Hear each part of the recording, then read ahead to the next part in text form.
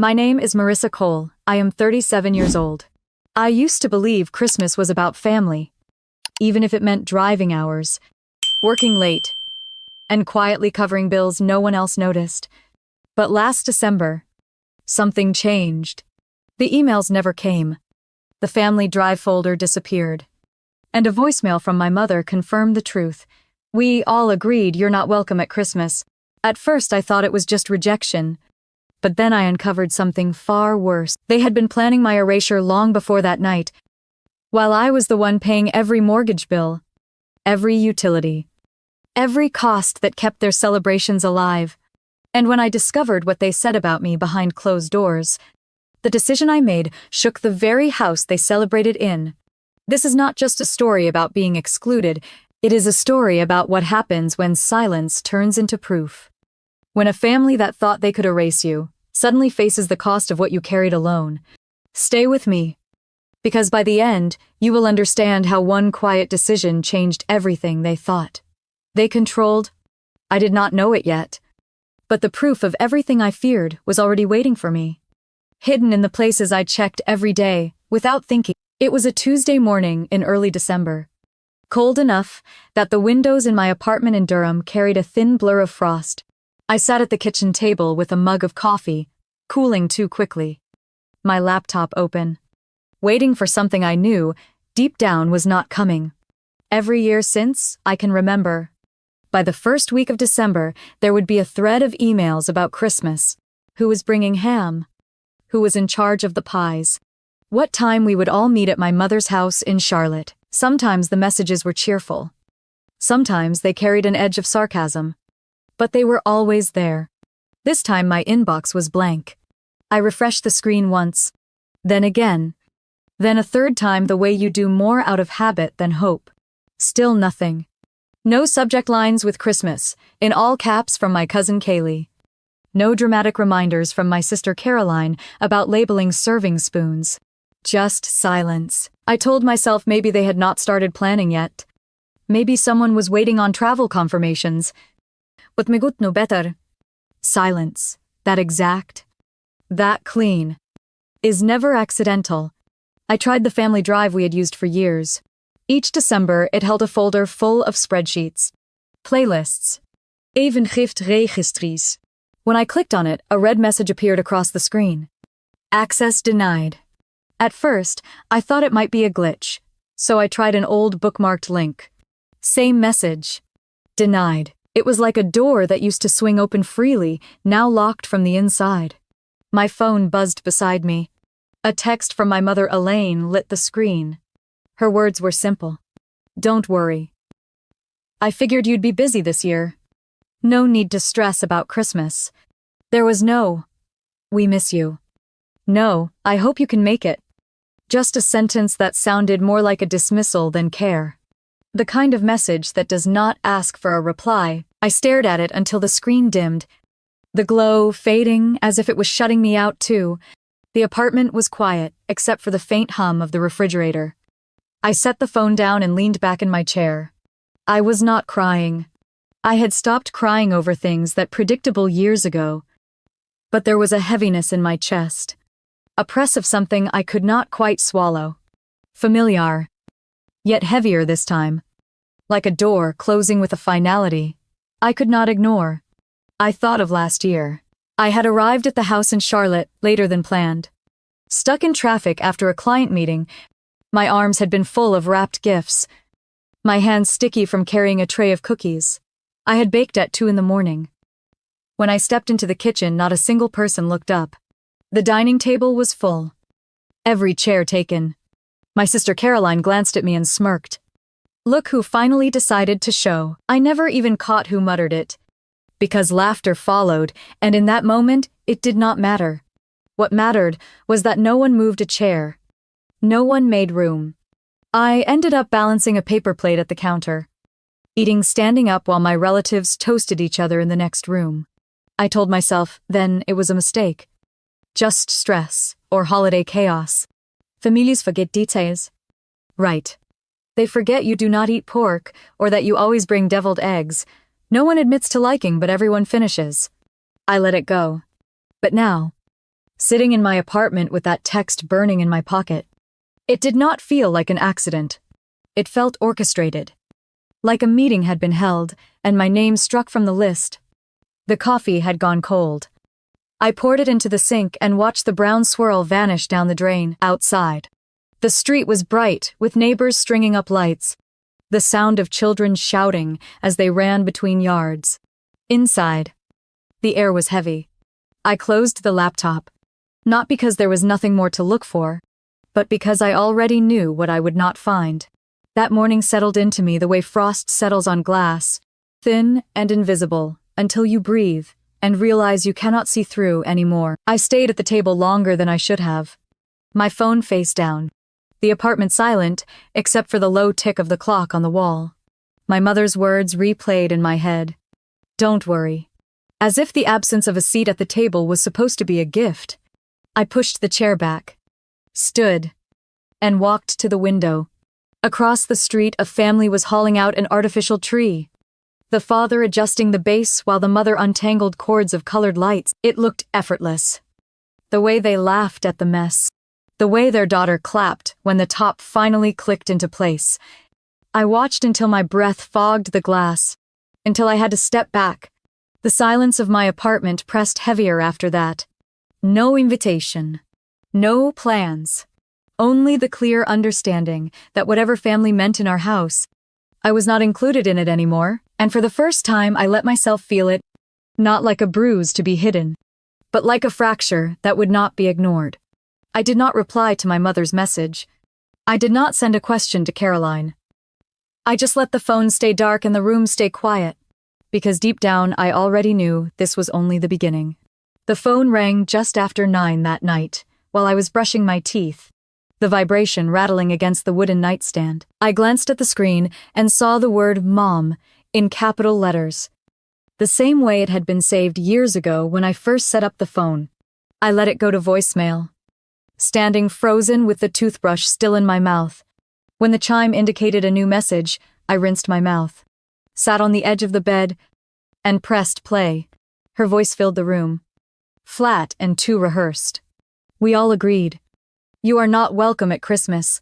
There was no hesitation, no sadness, no attempt to soften the words. It sounded less like a mother struggling with a choice and more like a boardroom decision handed down without appeal. I sat very still, my thumb hovering above the screen. The message replayed once, then again, the same measured tone each time. By the second replay, I was saving it, my fingers steady even as my stomach nodded. I knew I would want that recording later. Proof that what I heard was not just in my head. I set the phone on the comforter beside me and stared at the ceiling. The words echoed in my chest, heavier each time they repeated. Not I feel it might be easier. Not it hurts to say this. Just the collective we. The cold verdict. It felt like being voted out of my own bloodline. The next morning, I woke early, restless, from dreams that left me with clenched fists and a pounding head. I reached for the phone as soon as I sat up. The group thread that had been there for years, labeled Holiday Hysteria with Caroline's overdone use of emojis, was gone, not archived, not muted, gone. I scrolled through the other conversations, searching for remnants. But it was as if I had been lifted clean out of their digital lives. Out of habit, I tapped on Facebook, though I rarely checked it anymore. The first post on my feed was a picture of Kaylee, my cousin, holding a wine glass at my mother's dining table. Around her were familiar faces, 12 in total. My mother's hand resting on Kaylee's shoulder like a coronation. The caption read, "Doing what is best for the whole family is not always easy, but it is worth it." I zoomed in on the picture until the pixels blurred. The same chandelier I had helped my mother pick out. The same dining chairs I had ordered and driven down from Raleigh to deliver.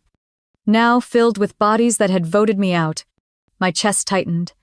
Not with surprise, but with confirmation. There was no empty seat for me.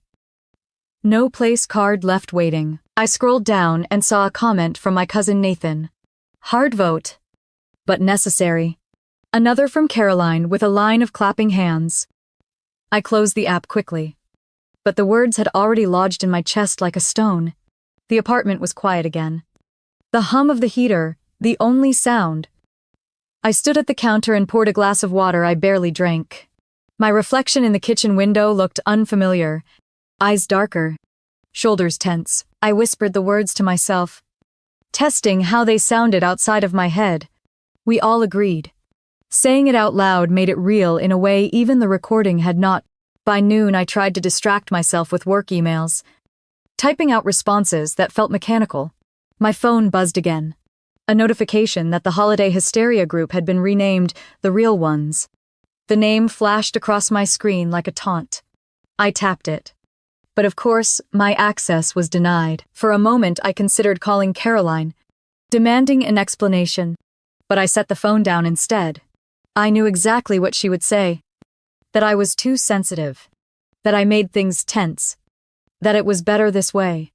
They always had an excuse wrapped up in a tone that made me feel like the problem. I went back to the voicemail that night, playing it again while I sat at the kitchen table. The same flat voice. The same sentence. It was astonishing how easily a family could edit someone out, as if silence and denial were cleaner than confrontation. I stared at the folder icon on my laptop, where our holiday photos used to be stored, and thought about how quickly things could be erased. Later, while scrolling through old emails, I stumbled on one from last year. Caroline had written an all-caps reminder not to forget table runners. She had included me, had even tagged my name with a sarcastic note about my late arrival. I read it twice, then closed it. The difference between then and now was too sharp. Last year, I was the punchline. This year, I was not even in the room. I pushed my chair back and paced the apartment. The boards creaking beneath my steps.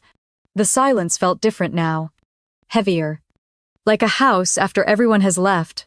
But the lights are still on. I stood at the window again, watching the neighborhood across the street glow with decorations. Strings of lights twisted around porches, inflatables bobbing in the cold air. Their laughter carried faintly through the glass, distant but cutting. Inside my apartment, there was nothing but the ticking clock and the saved voicemail on my phone. I reached for it one last time before bed. Not to play the message, but to check that it was still there. Saved. Safe. Proof that my absence was not imagined, but decided. I placed the phone back on the nightstand and turned off the lamp. The room settled into darkness, the kind of dark that feels both empty and sharp at the same time. My eyes stayed open longer than I wanted, listening to the hum of the heater, waiting for the silence to soften. It never did. The next morning, I woke with the kind of heaviness that comes from carrying something unresolved through the night. I made coffee and sat at the table with my laptop. Not to check emails this time, but to open the spreadsheet I had kept for years. Rows of numbers stretched down the screen. Neat and predictable. Each one, a quiet reminder of what I had carried, month after month. Mortgage. Utilities. Property tax. Insurance. It was all there. I clicked into the mortgage tab and scrolled to the very beginning. January 2020. The first payment, 4 years of steady withdrawals. Each line marked with the same figure. $1,420. 48 months of my life recorded in tidy cells. I traced the column with my finger as if I could feel the weight of it through the glass. That house had eaten more of my income than anything else I had ever paid for. Vacations I had skipped. Clothes I never bought. Dinners I turned down. Also the payment could slide quietly out of my account on the first of each month. I leaned back and rubbed my eyes. For years I had told myself it was temporary, that once my mother got back on her feet, she would take it over. I remembered the conversation in her kitchen when she asked me to co-sign. Her voice had been casual, her hand waving it off like it was no big deal. Just until the bank feels comfortable. Marisa, she had said. We will switch it once things are stable. I had believed her. Because back then, I still believed promises from her. I opened the digital folder where I kept scanned copies of important documents and clicked on the loan file. The PDF loaded slowly. The black text stark against the white background. At the top was my mother's name, Elaine Cole, listed as sole owner. Below that, In smaller type, my own name appeared.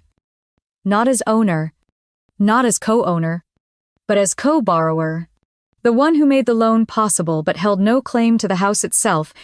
I stared at the words until they blurred. My chest tightened in a way that felt less like shock and more like confirmation of something I had tried not to see. All this time I thought I was holding us both afloat. In reality, I was just the life jacket she strapped on for convenience. The silent support she could discard whenever she wanted. I pushed the chair back and stood, pacing the length of the apartment. The walls felt too close, the air too heavy. I pulled the document up again on my phone, just to see if the words looked different on a smaller screen. They did not. Owner: Elaine Cole. Co-borrower: Marissa Cole. My jaw tightened. The heater clicked on, rattling softly. But the sound only reminded me of the Utilities tab in my spreadsheet. I flipped back to the computer and opened it. Gas. Electric. Internet. 281 month. 340 another. Depending on the season, every confirmation email still saved in my inbox. I had set all of them to autopay years ago, telling myself it was easier to manage. Easier to keep things steady for her. Easier to not think about whether anyone even noticed. I thought of the nights my mother had hosted birthdays in that house. Lights glowing. Oven running. Laughter spilling into the yard. All of it powered by accounts with my name at the top. No one ever asked if the bills were heavy. No one ever offered to split them. It was just assumed. Marissa will handle it. I closed the spreadsheet and pressed my palms flat against the table. My reflection in the dark laptop screen looked unfamiliar. Harder somehow. The numbers had always been neat. But now they felt like chains. Every dollar tied to a memory I was not even allowed to sit at the table for. I walked to the kitchen counter and pulled a folder from the drawer. The one where I kept physical copies of certain documents I never trusted entirely to the cloud. The paper was crisp. The notary stamp sharp against the corner. I read the language again. Each legal phrase, another nail locking me into responsibility, without recognition. Anger rose in me. Sharp and sudden. Then drained into something colder. Clarity. I had been paying for a house I would never call mine, keeping warm rooms for people who laughed at me from the dining table. Feeding a system that had no seat reserved for me. I set the folder down and pressed the lid closed. The apartment was silent again. But this time the silence carried a different edge. It was not emptiness. It was awareness. I made another cup of coffee, though I barely drank the first. The steam curled upward, and I let it blur my vision for a moment before setting the mug aside. I opened a new folder on my laptop and typed 2 words into the name bar. Frozen accounts. My fingers hovered for a moment. Then pressed enter. The screen confirmed its creation. A small square icon waiting to be filled. I copied the mortgage statement first. Then the utilities. Then the insurance records. One by one, they slid into the folder like puzzle pieces fitting into place.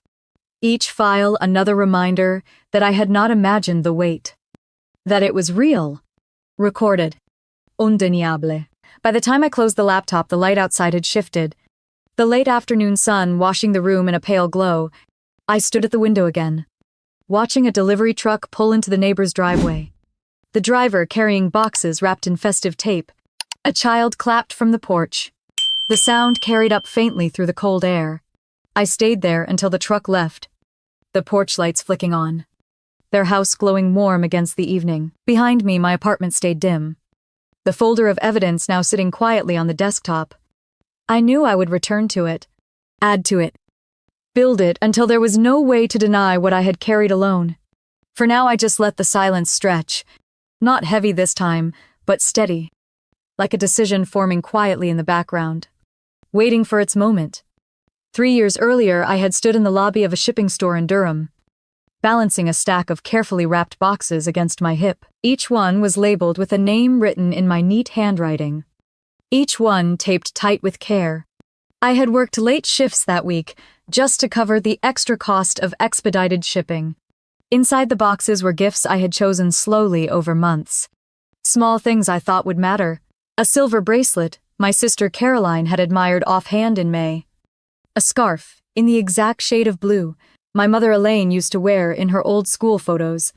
Ornaments for the tree that reminded me of ones we had when I was a child.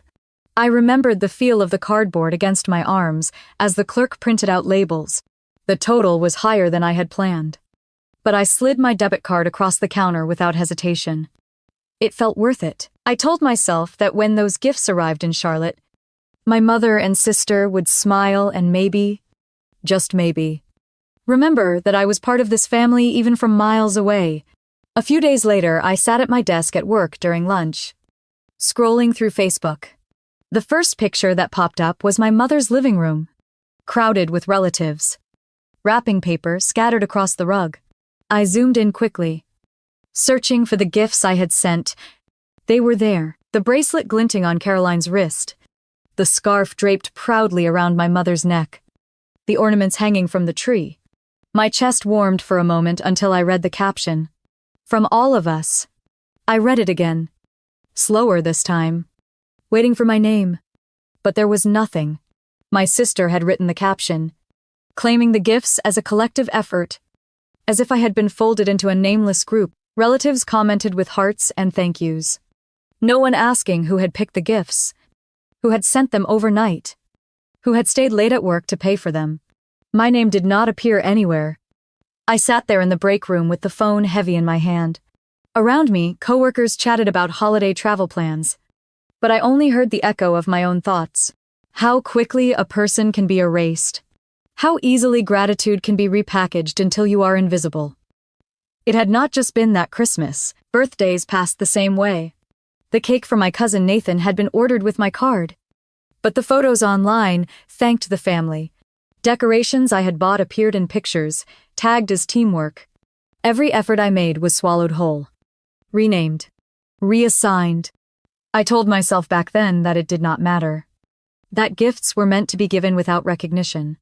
But sitting in my apartment now, staring at the glow of my laptop, I knew better. It had mattered. It mattered because the pattern was too clean. My presence was never acknowledged. But my money, my effort, my time, those were always welcome. I opened the frozen accounts folder again. The mortgage and utilities files were already there. Now I began pulling receipts from old emails, screenshots of online orders, shipping confirmations. I copied the photo of Caroline wearing the bracelet, the one she had captioned as though it came from everyone. I dragged them into the folder. One by one, evidence, not for anyone else, but for myself, so that, when I doubted, I would remember I had not imagined it. The folder grew. Small icons stacking neatly into rows, each one a record of how my name had been removed, but my effort remained. I scrolled through them slowly, my chest tightening as memories flickered. The scarf around my mother's shoulders, praised, in comments as if it had appeared from thin air. The ornaments shining on the tree that no one admitted came from me. I sat back in my chair, rubbing my temples. My apartment was quiet. The only light, the blue glow from the screen. Outside, laughter carried faintly from a neighbor's apartment where music played. I thought of the laughter in my mother's house that year, the way they had toasted around the tree, my gifts in their hands, my name absent. The silence inside pressed against me, but this time I did not feel crushed by it. Instead, it sharpened something. I realized that what hurt most was not the money or the effort. It was the rewriting of memory. The way a family could cut your name out of the picture and still keep the pieces you had given. I highlighted the files in the frozen accounts folder and created a subfolder titled Erased. My hands trembled slightly as I dragged the photos and receipts inside. It felt like carving space for the truth. A place where my contributions could not be stolen or mislabeled. When I closed the laptop, the room was dark except for the faint light of the street lamps filtering through the blinds. I leaned back in the chair and let out a breath I had been holding too long. The evidence was saved. The memories catalogued. For the first time, I felt the faint outline of control, fragile but real. Like the first crack in ice before it splits wide open. The following morning, the first vibration on my phone came before I even poured coffee. I picked it up, expecting another work email. But the screen showed Nathan's name. My cousin had never been much for conversation outside of family events. So the short message startled me more than I expected. Everything feels easier without you around. I read it once. Then again, waiting for my brain to catch up. There was no greeting. No buffer. Just that one line. Bare and sharp. My thumb hovered over the keyboard. But I did not type a reply. I took a screenshot instead and dropped the phone back on the counter. The words echoed in my chest. Louder because they were so casual. Easier without you. I moved through the motions of making coffee. Spooning grounds into the filter. Filling the pot with water. But each sound felt distant. The hiss of the machine. The drip into the pot. The smell filling the kitchen. I stared at the steam curling upward, trying to steady myself, when another buzz lit the counter. Tammy, my youngest cousin, 25. The one who always seemed a little out of place at those crowded dinners. Her message was short, but different. Can I call you? I hesitated, then typed back, yes. The phone rang almost instantly. Her voice was careful, quiet, as though someone might overhear even through the line. I do not agree with what they did, she said. I have something you need to hear. I straightened in the chair. What do you mean?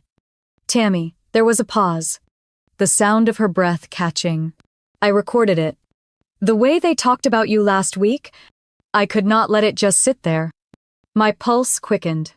She promised to send the file, told me to keep it safe, and then hung up quickly, as if even the call itself carried risk. A moment later, a notification appeared. An audio file waiting in my inbox. I pressed play with trembling fingers. The sound was clear. The background chatter of glasses, clinking faintly behind the voices. Caroline spoke first. Her tone sharp. Dismissive. She is cold. Everything she does feels calculated. Like she wants applause for being decent. My mother's voice followed. Steady and unfeeling. She is not really family. She is just convenient. There was laughter. A ripple of agreement. Then Brian's voice slid in, measured like he was discussing numbers at the bank. Do not stir the pot. Keep her name on the papers. It is clean. No need to rock the boat. The clip ended abruptly. Silence swallowing the room around me. I sat frozen. The phone heavy in my hand. The words looping in my head. Convenient. Not family. Cold. I set the phone on the table and pressed both palms against my eyes until the darkness behind them sparked. Tears threatened, but did not fall right away. They came slowly. Hot against my cheeks. Not loud sobs, but a quiet stream. I could not stop. For years I had felt the shift. The way jokes carried an edge. The way silence grew around my contributions. But hearing it, said out loud, recorded in their own voices, stripped away every doubt. They had sat in a room together, glosses raised, and reduced me to a utility. Not a daughter. Not a cousin. Not a sister. Just convenient. I reached for a tissue. Then another. But my hands shook as I wiped at my face. The apartment felt smaller. The walls closer. The quiet almost unbearable. I stood and paced, the hardwood creaking beneath my steps. Each word echoed with every pass of the room. Cold. Convenient. Not family. Eventually, I sat again and opened my laptop, dragging the file into the frozen accounts folder. My cursor hovered for a long time before clicking. The icon appeared beside the others. Another piece of proof. This one hurt more than any number on a spreadsheet. I leaned back, staring at the ceiling, my throat tight. It was strange how quickly the line between suspicion and certainty could be crossed. For years, I told myself I might be imagining things, that maybe I was too sensitive. One 10-second recording ended, that debate, forever. The coffee pot beeped in the kitchen, startling me. I poured a cup, though my hands were still unsteady. The liquid sloshing against the rim. I held it between my palms, letting the heat ground me. Though the taste barely registered, I thought about calling Tammy back, thanking her. But the words felt stuck. I knew why she had done it. Why she risked sending the file. She had seen what I had lived. She had felt the undercurrent too. And maybe in her way she wanted me to know I was not crazy. That what I felt was real. The clock ticked past noon. Sunlight filtered through the blinds. Stripes of brightness cutting across the floor. I sat with my coffee cooling beside me. The audio replaying in my head without the need of the phone. Their laughter. Their certainty. Their dismissal. Eventually, the tears slowed, drying sticky against my skin. What settled in their place was something colder. Steadier. A kind of clarity that hurt but also shaped itself into resolve. I had the numbers, the documents, the receipts.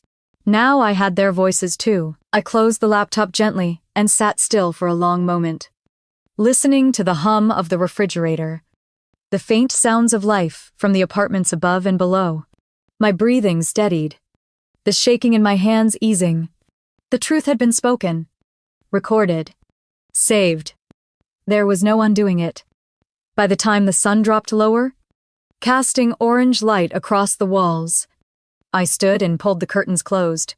The apartment dimmed around me. I placed the phone face down on the table and let my body sink into the couch.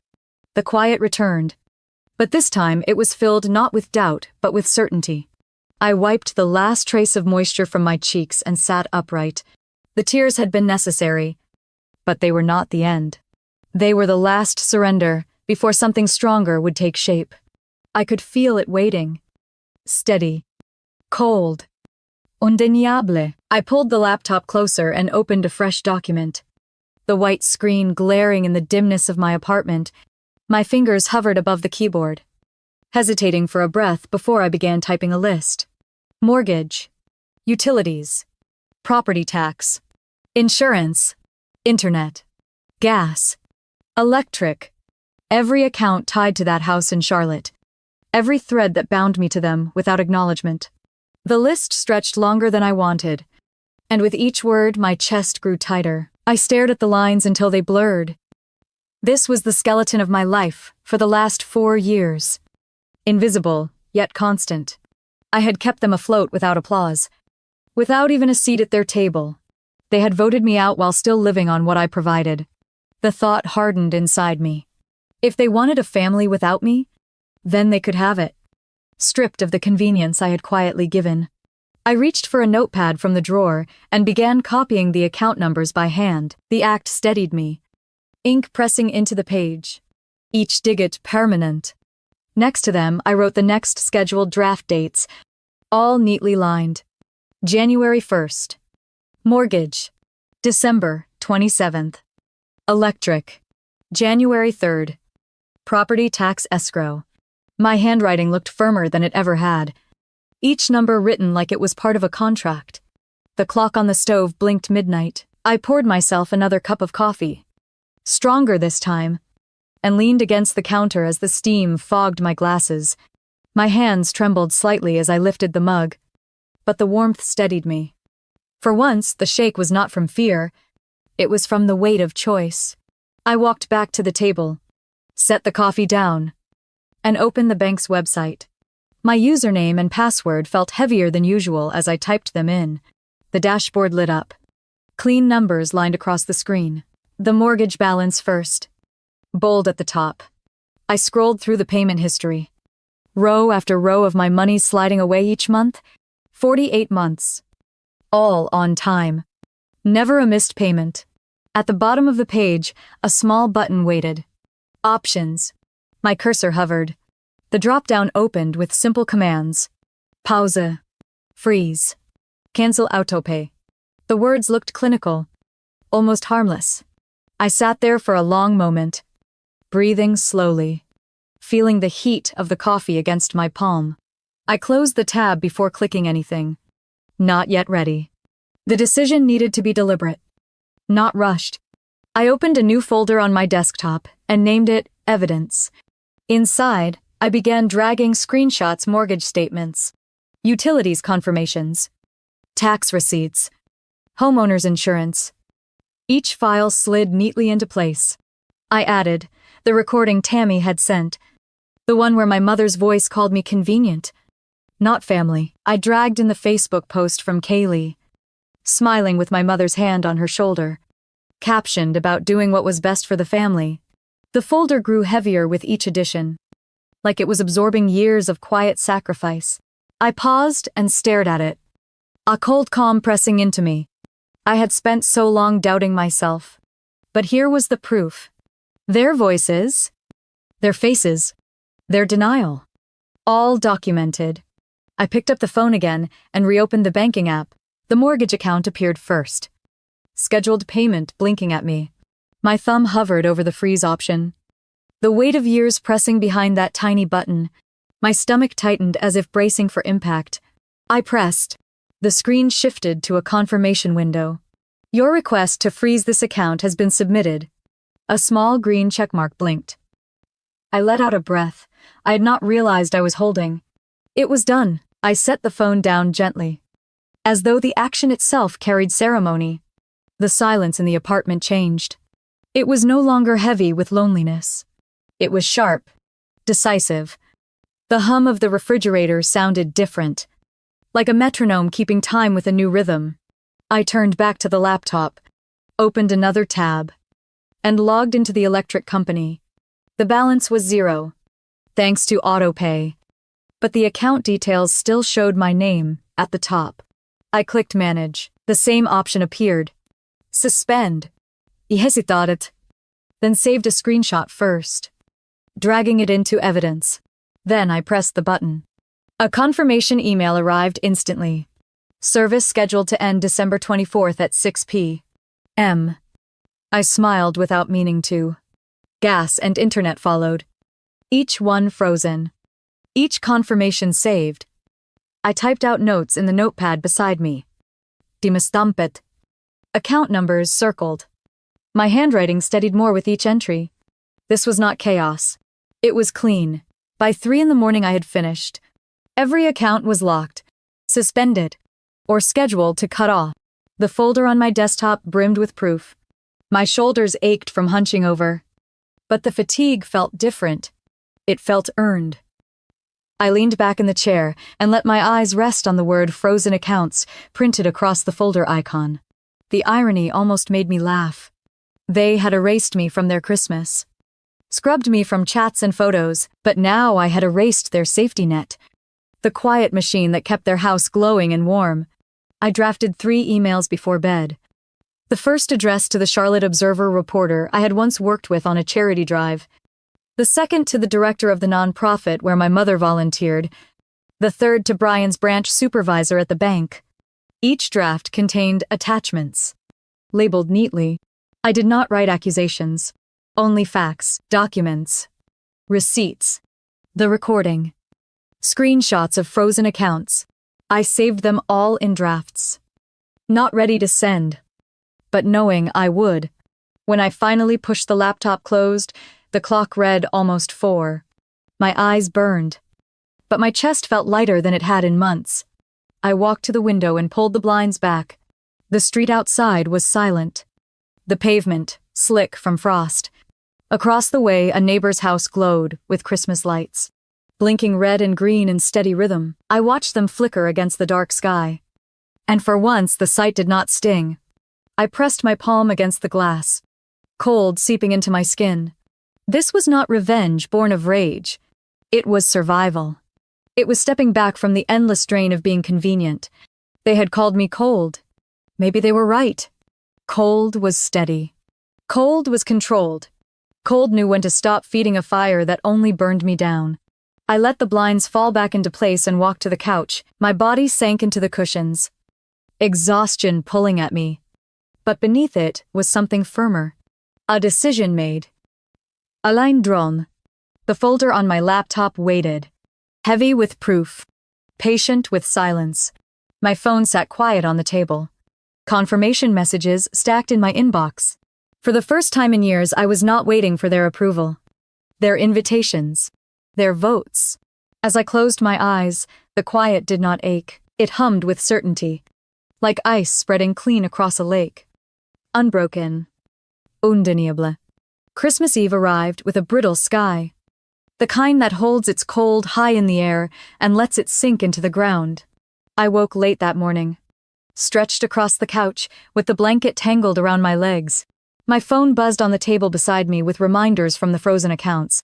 Confirmation emails stamped with dates and times.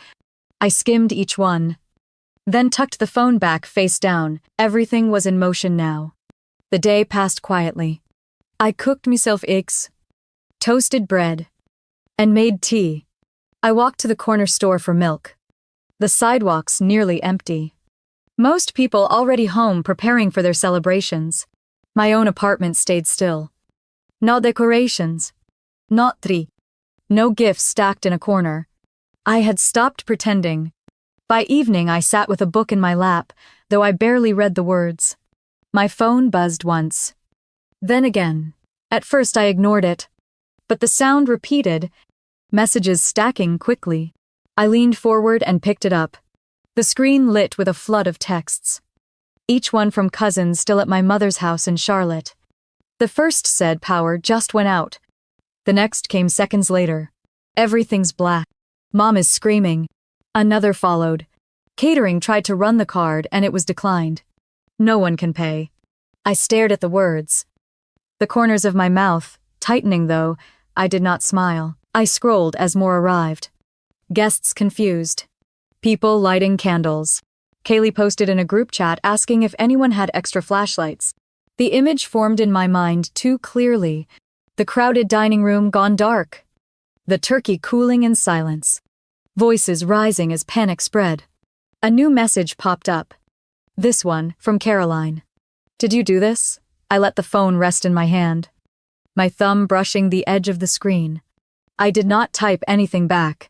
I did not need to. Another wave of texts followed. Faster now. Elaine called Duke Energy. They told her the account is inactive. Mom is shouting at customer service, saying it must be a mistake. Then the next one. Sharper. The rep told her the primary holder froze the account. The words settled into me. Colder than I expected. This account has been frozen by the primary holder. A line spoken by some stranger in a call center, but in my mind, I could hear it drop into the room like a gavel. I pictured my mother standing in her kitchen, cordless phone pressed to her ear, face stiff as the words sank in. Brian shifting uncomfortably at her side, realizing what it meant. Caroline pacing, her voice shrill, trying to find someone else to blame. Guests whispering, coats being pulled from the rack. The warmth of the house dissolving into shadows. Another message came from Nathan. People are leaving. Half the table already walked out. Mom looks like she's about to faint. I set the phone on the coffee table. Screen up this time. And watched the messages roll across it like ticker tape. Each one a snapshot of the unraveling. Kids crying because the lights would not turn back on. My uncle trying to start the gas fireplace but failing. Someone's dessert order canceled because the card bounced. In the distance outside my window, the faint sound of car horns echoed from the highway. People heading to their own celebrations. I leaned back, the phone still lighting up with panic. My apartment glowed soft with the single lamp by the couch. The contrast felt almost unreal. Their chaos. My calm. At 6:35, Caroline's name appeared again. Answer me. This is your fault. I let the notification fade. A few minutes later, another text arrived. This time from Tammy. Quiet, as always. They know it was you. No one is saying it out loud. But they know. I picked the phone up, read it twice, then placed it down again. My chest was steady. My breathing even. They had called me cold. Maybe that was true. Cold did not waver. Cold kept its shape. By 7, the messages slowed. The party had fractured. Guests scattering into the night.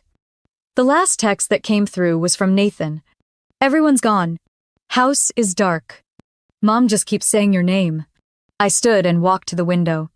Across the street, my neighbor's house glowed bright with strings of lights, and a tree framed in the window. Laughter carried faintly across the cold air. Muffled, but clear. I let my palm rest against the glass, the chill seeping into my skin. Behind me, the phone buzzed once more, then went still. I did not reach for it. I let the quiet settle in, steady and unbroken. While their night unraveled in the dark miles away, the morning light crept across my blinds in thin pale stripes. And for the first time in years, I let myself stay in bed without rushing anywhere. My phone was heavy on the nightstand, still littered with messages from the night before. I scrolled through them lazily, rereading the panic I had already memorized, until a new notification blinked at the top. It was a news alert from the Charlotte Observer. I tapped it open, and the headline pulled me upright. Elaine Cole steps down as host of annual charity, Christmas potluck. The article was short, almost clipped. The nonprofit board had released a statement thanking the community but announcing a change of leadership due to inconsistencies regarding donor contributions. My mother's name was missing from the list of acknowledgments. I read it twice, my pulse slow and steady. They had not printed my name, but they had carved hers out. An hour later, my phone rang with a number I recognized from years ago. Rachel Carter, a reporter I had once worked with during a food drive campaign. Her voice was brisk but cautious. I have received documentation about financial support for the Cole property. Can you confirm the authenticity? I walked to the kitchen, poured coffee into a mug, and leaned against the counter. Yes, I said. Every receipt is mine. The payments, the utilities, the mortgage, all of it. Rachel paused, then asked if I wanted to go on record. I told her no. I had no interest in a spotlight. I only wanted the truth to breathe. She thanked me and promised accuracy in her coverage. The call ended with the faint click of her keyboard already typing. By noon, the nonprofit's website had been scrubbed. Photos from the event disappeared. My mother's name vanished from every page that once praised her as a benefactor. In its place was silence, a glaring gap where her reputation used to sit. I sat back on the couch with my laptop resting against my knees. Scrolling through the changes, there was a strange satisfaction in watching her carefully polished image unravel so publicly. She had built her life on appearances, on hosting dinners that looked generous while the weight of it rested on me. Now the mask had slipped, and the world could see the hollow underneath. The messages from my cousins kept coming. Caroline wrote in all caps, demanding to know what I had sent. Kaylee accused me of destroying the family name. Nathan said nothing. Just sent an image of the darkened house with candles glowing weakly in the windows. Tammy texted quietly. They are panicking. They blame each other. Later that afternoon, another call came. This one from an unfamiliar number. The man on the line introduced himself as a regional compliance officer for the bank where Brian worked. His voice was clipped. Professional. We have received an audio file regarding Mr.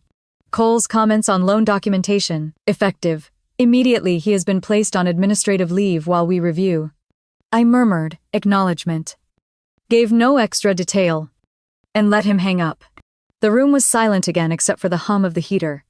I imagined Brian sitting in his office, blinds drawn, his supervisor playing back the recording of his voice. Do not stir the pot. Keep her name on the papers. It is clean. No need to rock the boat. The irony struck deep.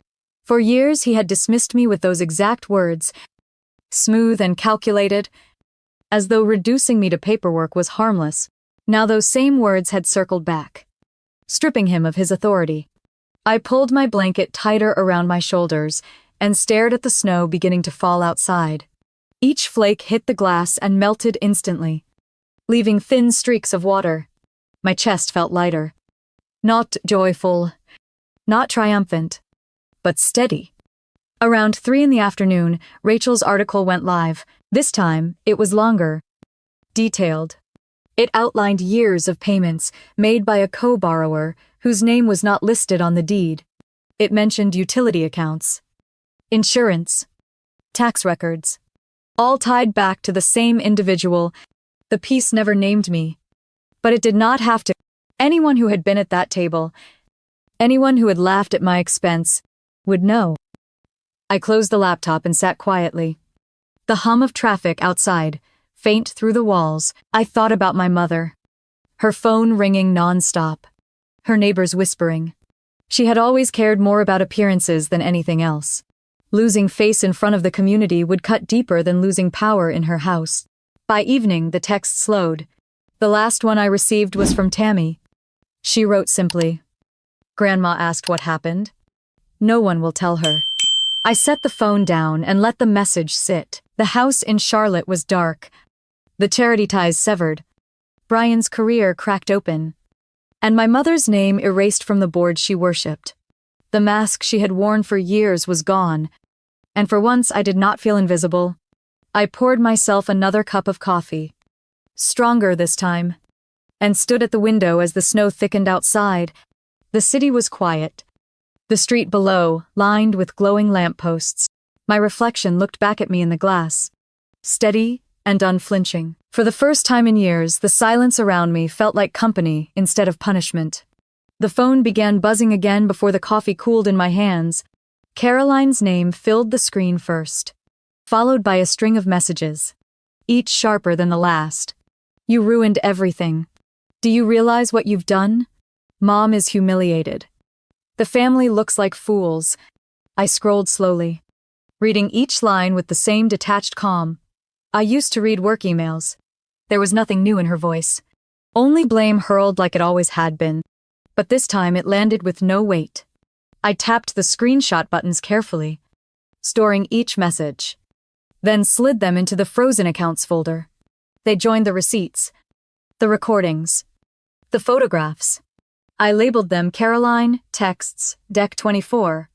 It felt mechanical, like filing evidence into a cabinet. And in a way, it was. Minutes later, a new notification lit the screen. My mother's name appeared. The message short. We are still family. That was all she wrote. The same woman who had voted me out and stood in her dining room while my absence was toasted. I stared at the words, my thumb hovering. And then I set the phone down without typing a single letter. The screen dimmed and went black. Her attempt at reconciliation floating there, unacknowledged.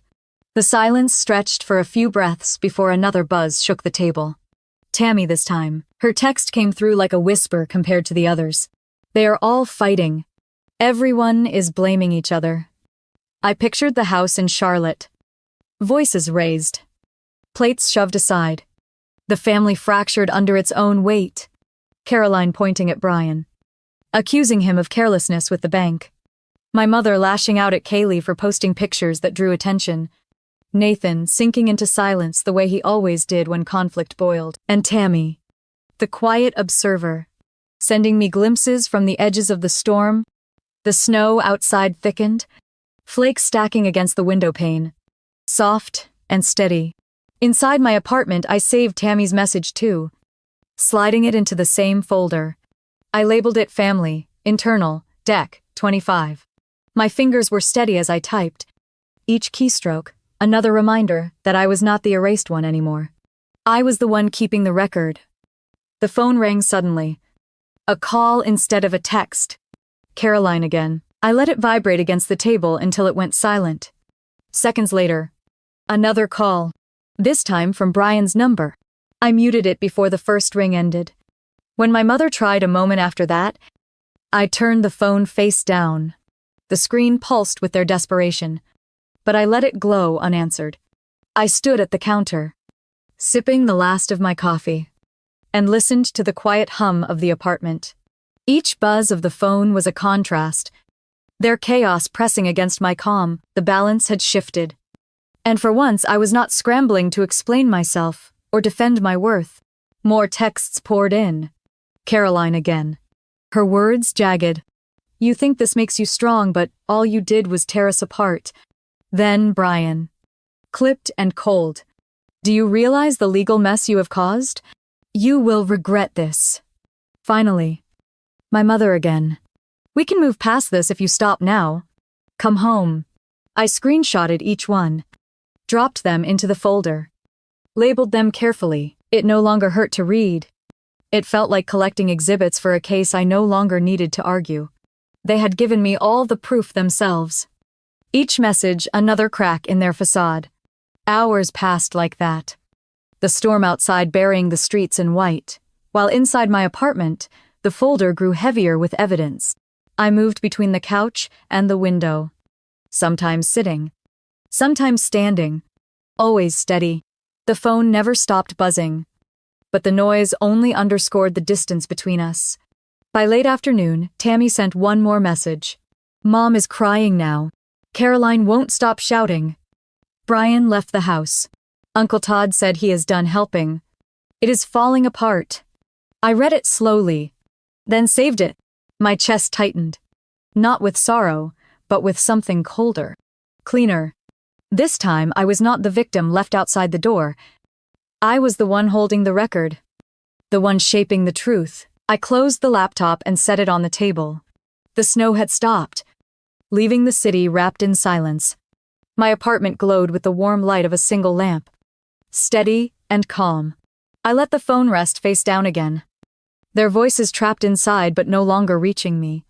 For the first time, I saw the families unraveling not as my loss, but as their own doing. They had built their foundation on denial, and now it was crumbling under the weight of their choices. I sat back on the couch, blanket pulled around my shoulders, and let the quiet of my space settle deep. This time it was not emptiness. It was proof that I no longer stood outside their storm. The morning after the storm had quieted outside, I woke to a steady throb of notifications waiting on my phone. I reached for it reluctantly, half expecting the same frantic texts from my cousins. But what I found made me pause. An email. Subject line bold in Caroline's familiar style. All capital letters. Legal action. I opened it. The words short and clipped, as if she had dictated them through clenched teeth. We will be pursuing a lawsuit. You have caused financial harm.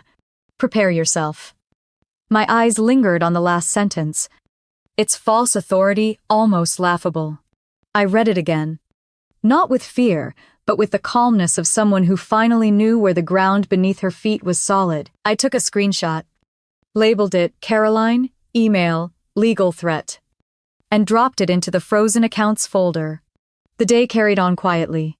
I made myself breakfast, fried eggs and toast, listening to the faint hiss of the pan while the city outside thawed under winter light. But by mid-morning my phone buzzed again. This time with a call I recognized. David Miller. A colleague I had once leaned on during messy contract disputes. Someone who never wasted words. His voice came brisk and steady, like the sound of doors closing. Your family is shopping for lawyers. They reached out to a firm in Charlotte, saying you unlawfully froze accounts. I told them they were wasting their money.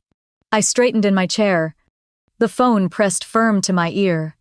So what happens now? David's chuckle was short, almost amused. Marissa, everything is in your name. Every account. Mortgage. Utilities. Property tax. Insurance. Even the internet. You opened them. You paid them. You managed them. That means you hold complete authority. Freezing them is not only legal, it is your right. I let his words settle into me like warm stones in the cold. For months I had carried this suspicion that maybe I had gone too far, that they would find a way to twist my choice into an accusation. But hearing David's certainty stripped that fear clean. He continued, his tone firmer. Even if they find someone willing to file a case, no judge will give it breath. There is no breach. No fraud. If anything, you protected yourself from ongoing exploitation. I closed my eyes, a breath escaping slowly. Thank you, David. He paused. Then his voice softened, almost like a friend more than counsel. You have carried them long enough. They cannot rewrite the law, and you do not owe them explanations anymore. After the call ended, I sat still with the phone against my palm, the words replaying. Entirely legal. Indisputable. Protected. My shoulders eased, tension slipping out as though I had been bracing for an impact that would never come. Not long after, another buzz shook the table. A message from my mother. Her tone trying to wrap desperation in politeness. We spoke with a lawyer. He said, you are within your rights. But Marissa, we are still your family. Why are you doing this? I stared at the words, thumb poised. I could almost hear her voice. The same steady calm she used when scolding children in her classroom years ago. But beneath it now was fear. I saved the screenshot without replying and filed it away with the rest. A few minutes later, another came. I never thought you would humiliate us this way. Everyone is talking. I let the phone dim on its own, her words vanishing into darkness. By afternoon, Rachel Carter's name appeared on my screen. This time as a fresh headline in the Charlotte Observer. The article was concise, but sharp. Legal sources confirmed that all financial accounts related to the Cole property were held in the name of the co-borrower, granting her full authority to suspend or cancel payments. Community members expressed shock at the revelation, many noting the generosity they once credited elsewhere had long been misattributed. I read each line carefully, then closed the laptop. My chest swelled not with triumph, but with something steadier. A kind of justice that hummed quietly instead of shouting. Later, Tammy reached out again. Her text simple. Mom is silent. Caroline keeps pacing. Brian left the house. Everyone is blaming everyone else. I wrote back. Short and calm. Thank you for telling me. The sun dipped lower. Orange light spilling across the apartment walls. I stood at the window with my coffee and watched cars inch carefully down the salted street below. Inside my chest, peace spread wider. The law was no longer something distant or unreachable. It stood at my side like a silent witness, reminding me that I had not overstepped. I had simply stopped being their convenience. That evening the phone rang again. The caller ID read restricted. But I answered anyway. A man's voice introduced himself as a compliance officer from the bank where Brian worked. We are reviewing an audio file in which Mr. Cole refers to documentation practices. Effective immediately, he has been placed on administrative leave. He paused, then asked if I had anything further to share. I kept my tone measured. Everything relevant has already been provided. He thanked me, and the call ended. Crisp as paper, snapping shut. I sat in the quiet afterward, picturing Brian sitting in his office as his supervisor replayed the recording of his own words. Keep her name on the papers. It is clean. No need to rock the boat. Words he thought would keep me trapped had finally trapped him instead. Snow had begun to fall again outside. Soft flakes swirling in the yellow lamplight. I pulled the blanket tighter around my shoulders and let the sight calm me. The house in Charlotte was fractured. The community now knew the truth. Brian's career trembled, and my mother's words of, "We are still family," rang hollow against the reality of legal fact. I turned off the lamp, letting the apartment rest in dim quiet. Their threats had melted into nothing. The silence that remained was not emptiness. It was law, steady and undeniable, standing where their blame could no longer reach me. The knock came late the next afternoon. Soft and patient against my door, I hesitated before opening it. Half expecting another delivery I had forgotten, I ordered. Instead, standing there with a small plate covered in foil, was Norma Fisher from 2 doors down. She was bundled in a wool coat, her gray hair tucked neatly under a knitted hat. "I blingle her," surprised, but she smiled gently and lifted the plate. "Oatmeal cookies," she said. "Figured you might need something sweet." I stepped aside and let her in, the scent of sugar and cinnamon escaping as she set the plate on my counter. Norma had lived in the building for years, but we had rarely spoken beyond polite greetings. Yet now she looked at me with the kind of steady gaze that carried more weight than words. She sat at the edge of my couch, folding her gloves in her lap. "I saw the news," she said quietly. "About your mother. About the accounts. People whisper. You know how it goes." Her eyes softened. "You are stronger than they ever gave you credit for." I stood with my hands wrapped around a mug, unsure how to respond. Norma went on, her voice calm. "I have lived long enough to know this truth. Elaine feared you because she could not control you. That is why she tried to cut you out." The words landed heavier than I expected. Hearing them from someone outside the bloodline stripped away all my old excuses. I sank into the chair across from her, feeling something release in my chest. For the first time in years, someone who was not bound by family politics had seen me clearly. We shared cookies in the quiet of the apartment. The sweetness was simple, almost ordinary. But it steadied me. Norma stayed only a little while longer before standing, slipping her gloves back on. "You do not need them to see your worth," she said, her hand brushing mine as she left. After she was gone, the apartment felt warmer. Not because of the cookies, but because someone had finally broken the silence in kindness. That evening, I made myself dinner. Nothing elaborate. Just pasta with garlic and olive oil. I poured a glass of wine and let a book rest open on the counter while the water boiled. The ritual felt grounding. My space was quiet. But it no longer echoed with loneliness. It hummed with something softer. Steadia. 2 days later, Tammy showed up, cheeks flushed from the cold. A knit scarf half unraveled around her neck. She slipped inside quickly, as if afraid someone might see her. In her hand, she held her phone, already cued to play. "They asked me to talk to you," she said, almost apologetics. She pressed play before I could answer. The recording was muffled at first. Voices overlapping in agitation. Caroline's voice cut through loudest. "We need her back. No one else can handle the bills." Brian muttered something about reputations. My mother's voice shushing him before breaking. "Maybe if she sees we still want her." The file ended abruptly. Tammy looked at me, her eyes searching. "They asked if I thought you would ever come back." I let out a slow breath, leaning back against the counter. "Tell them they should focus on how to keep the lights on before worrying about me." Tammy's lips curved into the smallest smile. Like she had been waiting for that answer, she slipped the phone back into her pocket. "I knew you would say that," she murmured. We sat for a while with mugs of tea between us, the steam curling into the dim light. She told me about her graduate program, about papers she still needed to finish. I listened, grateful for the normalcy, grateful that our conversation did not circle endlessly around my mother's house. When she left, she hugged me briefly, her scarf brushing against my cheek. "Be well," she whispered. The apartment door closed behind her, and I stood in the stillness with my tea. My laptop rested on the table, the frozen accounts folder heavy with proof.